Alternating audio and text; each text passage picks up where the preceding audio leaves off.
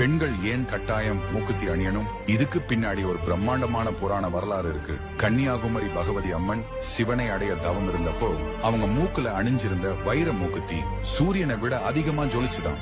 எந்த அளவுக்குன்னா கடல்ல தூரமா போற கப்பல்கள் அந்த வெளிச்சத்தை கலங்கரை விளக்கம்னு தப்பா நினைச்சு கரையை நோக்கி வந்து பாறையில மோதி விபத்து ஆச்சு. அம்மனோட மூக்குத்தியில் இருந்த அந்த தெய்வ சக்தி தான் அதுக்கு காரணம். அதனாலதான் இன்னைக்கும் அந்த கோவிலின் கிழக்கு வாசலை நிரந்தரமா மூடி வச்சிருக்காங்க.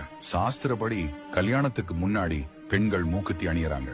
மூக்கோட இடது பக்கத்துல ஒரு முக்கியமான நரம்பு இருக்கு. இது நேரா பெண்களோட கர்ப்பப்பை மற்றும் இனப்பெருக்க மண்டலத்தோட கனெக்ட் ஆகுது. அங்க துளை போட்டு தங்கம் அணியும் போது அந்த நரம்பு தூண்டப்பட்டு மாதவிடாய் காலத்துல வர்ற வலி குறையும். முக்கியமா சுகப்பிரசவம் நடக்கிறதுக்கு இது ரொம்ப உதவியா இருக்கும்னு ஆயுர்வேதம் சொல்லுது.